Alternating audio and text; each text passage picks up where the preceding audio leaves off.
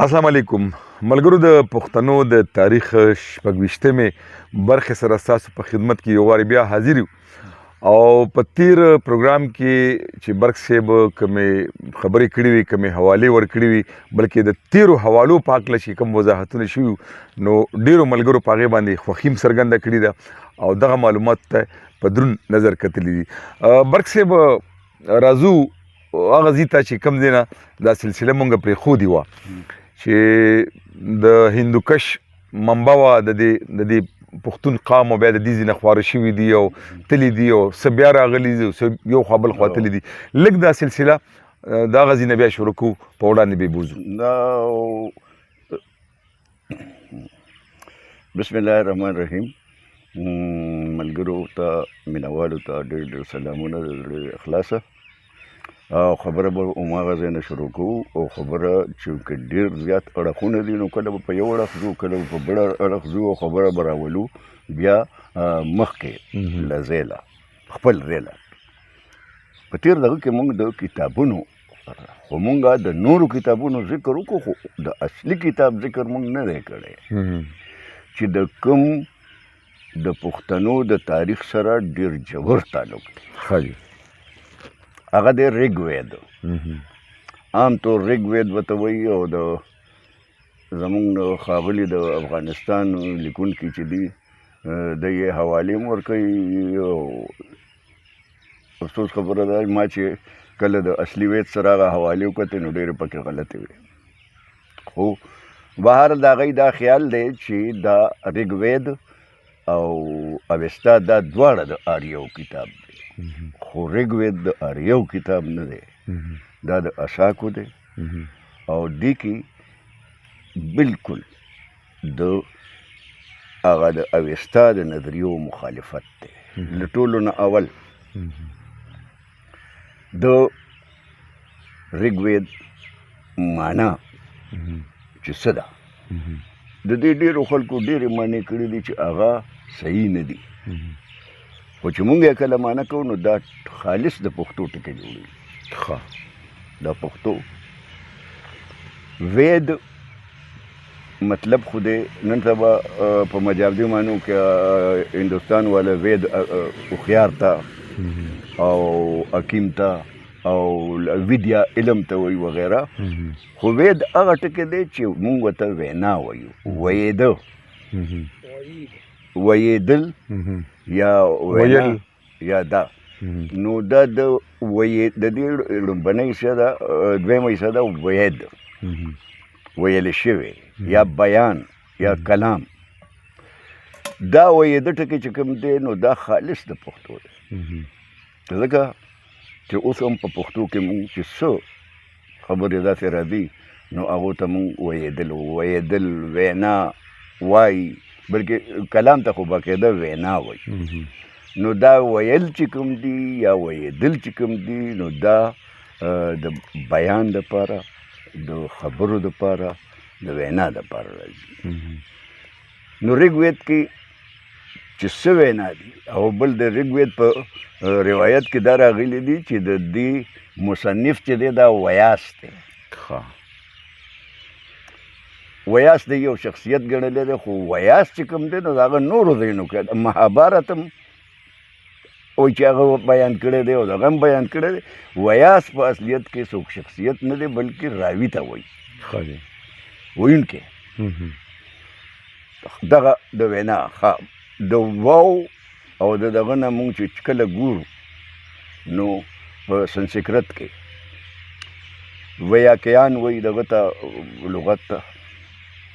ویاکرت وایي ګرامرو ته وینجن چې کوم دی د حروفو ته وایي وینجن دا زموږ حرفونه نه دي الفاظ دا په هندی کې دا په سنسکرت او هندی کې هغې کې ټولو چې وینا کوم ټکی دی نو هغې کې به وینا راځي وینجن دا دغه دي حروف نشه نه دي دا علتونه نه دي زبر زیر وغیره دې ته وینجن وایي ویاکیات وایي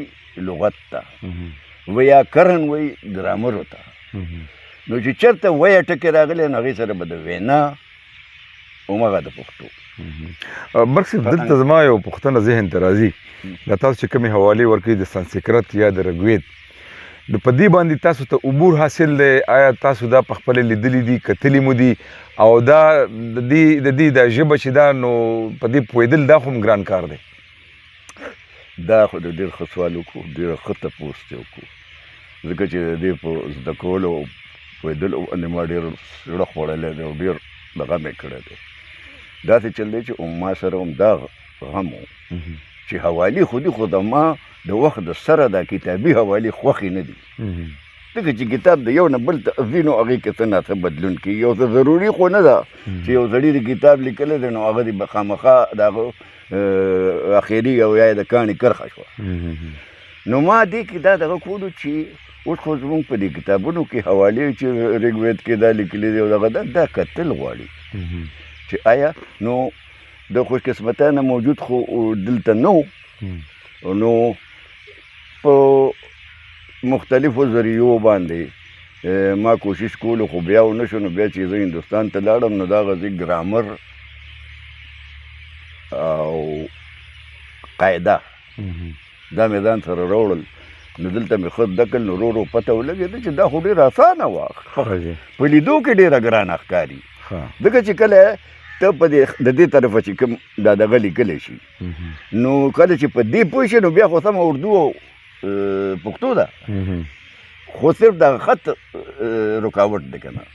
نو چې خط مې زده کړو نو بیا ما ته هندي خو ډېره اسانه ده، دا اوس چې موجوده مروجه ده، خو سنسکرت ډېر ګران دی، ځکه چې هغه اوس په هندوستان کې مروج نه دی، صرف د مذهب ژبه ده یا د علمي ژبه ده، په هغې کې اوس عام بولچال نه کېږي. نو د هغې دغه لږ ګران دی، نو هغه خو د لغت په مدد باندې پې باندې پوهېږم. اوس هندي چې کومه ده نو دا خو باقاعده تاسو زده کړه ورته هغې دپاره. نو ځکه چې دغه رسم الخط نه بغیر نه کېده، نو ما اصل حوالې راوتي دي او اصل لغات او اصل دغه چې مونږ ته پته ولګي، ځکه چې زمونږ د تاریخ ورسره ډېر ژور تعلق دی، نو مونږ ته اصل کتل پکار دي. نو هغه ریګوید چې کوم دی نو د ده یوه حصه خو وید دی، او د وید د پښتو ټکي په دې چې زه تاته د یو څو نورو ژبو مثالونه درکوم. په انګریزي کې وایوا، وایول او نور هم داسې وای نه دي چې وای پکې راځي، وایا د دغه نه چې د ویان جوړ کړي، ویان د ویناوال، نو په عربی کې ته بیان جوړ شي، یعنی د عربی بیان چې دی د هغې مطلب دی ویان. نو دا ویان یا وینا ټکي چې دی دا ډېر قدیم دی او دا د پښتو ځکه دی چې په پښتو کې اوس هم په خپله هغه اصلي معنی کې دی او ډېر په کثرت سره دی او د وینا بنیاد په ویلو دی. نو دا د ټولو نه قدیم ټکی چې کوم دی دا هم د پښتو دی. پاتې شو ریګ. د ریګ اصل چې کوم دی نو دا ریچ دی، دا ریک شوی رستو دی، د دې اصل دی ریچ. هغه ریچ چې کوم دی نو بیا ریش شوی دی، ریش. نو تاسو عام طور به وایئ د هندوستان کې چې کوم دا بزرګان یا ولیان دي نو هغې ته رشي وایي، رشي ورته وایي. رشي مطلب دا دی چې آسماني او رښتیا خبرې کوي. په پښتو کې رښتیا چې کوم دی هماغه رشي چې کوم دی نو هغې نه دلته رښتیا دی، یا هم دې رښتیا نه هغه رشي دی. رشي چې کوم دی نو دا وایي رښتیا ته، خو عام رښتیا ته نه، عام رښتیا ته خو په سنسکرت کې ستیا وایي چې دا د اردو سچ ته نه جوړ دی. دا آسماني رښتیاو ته ریچ یا ریش چې د هغې تعلق د دین یا د اسمان یا د دغه سره وي نو هغې ته ریش وایي. نو دغه ریش چې کوم دی نو دا بیا ریګ شوی دی. نو د دې ټکي کل مطلب دی رښتیا وینا. رښتیا وینا، آسماني وینا، د دیوتاګانو وینا، یعنی دا د دې ټول مطلب دی وینا. خو ریګوید دې څه شی دا داسې کتاب نه دی چې چا لیکلی دی. اوس خو د کتاب شکل کې شته دی، خو دا سندرې دي مذهبي چې هغې ته هغوی بجن وایي. د مختلفو دیوتاو په صفتونو کې دغه کړي دي، ویلي دي. نو هغې کې ورسره د تاریخ او د جغرافیې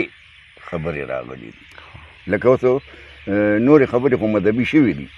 خو لکه اوس اندر دیوتا ته وایي چې تا موږ له په فلاني جنګ کې بری راکړو چې فلاني جنګ کې فلاني ځای باندې کېدو، فلانو خلکو سره تا موږ له په دې کې موږ سره جغرافیه او تاریخ چې کوم دی نو دا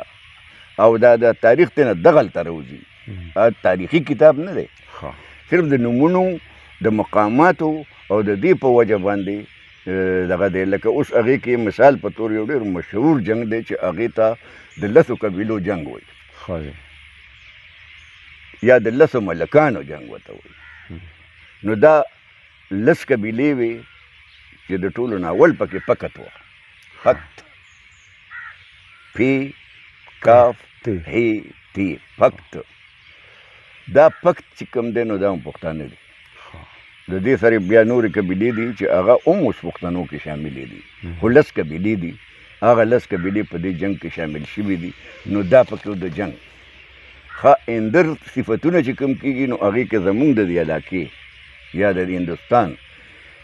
چې کوم فتوحات دی کړي دي، کومو قومونو سره یې کوم دي، کوم ځای کې دی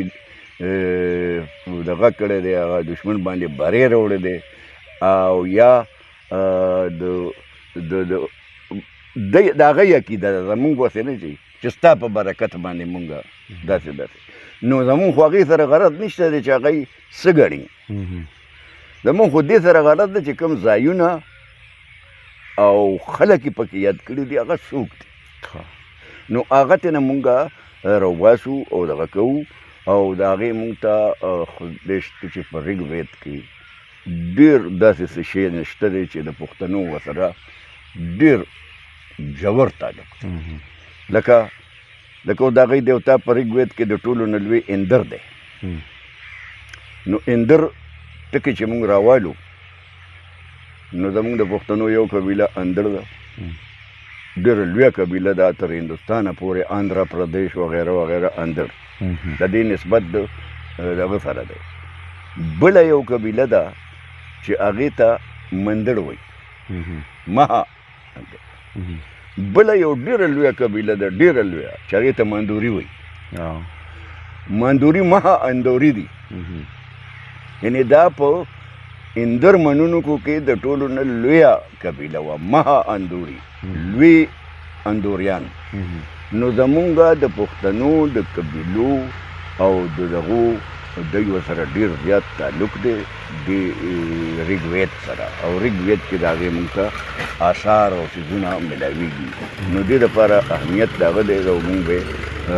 انشاءالله وړاندې ډېر استفاده کوو، ځکه چې دا مونږ سره یو ډېر ښه دستاویز دی. ډېره مننه محترم برق صاحب، ګټورې خبرې نن په دې موضوع کې تاسو راغونډې کې او بلکې کتونکي به د دې نه استفاده هم کوي او هغه سوالونه چې د دوی په ذهن کې وي انشاءالله هغه به په خپله ورو حل کېږي. نو ستاسو تجویزونه راځي، ستاسو سوالونه راځي، خو زه هغه سوالونه ستاسو تجویزونه برق صاحب ته زباني خو ورته وایم، خو د پروګرام په دوران کې نه هم. نو دغه څیزونه مونږ تر نظره ساتو او بیا د خپله سلسله چې کوم دی نو وړاندې بیایو. تمه لرم چې ستاسو تنده به په دې موضوع باندې ماتېږي انشاءالله. هغه ورځ لرې نه ده چې دا سلسله به خپل منطقي انجام ته خپل ځای ته به ورسي، تاسو ته به سپینه شي، څرګنده به شي چې پښتانه څوک دي او تعلق یې د کومې سیمې سره دی او دا قوم څومره زوړ او لوی تاریخ لري. نو انشاءالله په بله خپرونه کې به بیا ستاسو په خدمت کې حاضرېږو. په آخره کې یو خاصه وخت ده چې تاسو دا خبره اترې ګورئ، زمونږ دا چینل ګورئ، نو لږ غوندې دغه سرې بټن یې لږ وتوړئ چې سبسکرایب کړئ. نو زمونږ دغه معلومات به تاسو ته چې کوم دی اول به تاسو ته نوټیفیکیشن درځي چې مونږ کومه خپرونه هم ورکوو، کوم پروګرام هم ورکوو، نو هغه به اګو تاسو ته درځي. نو د کیمرامین حاجي ګوهرلي سره اجازت غواړو. د الله په امان.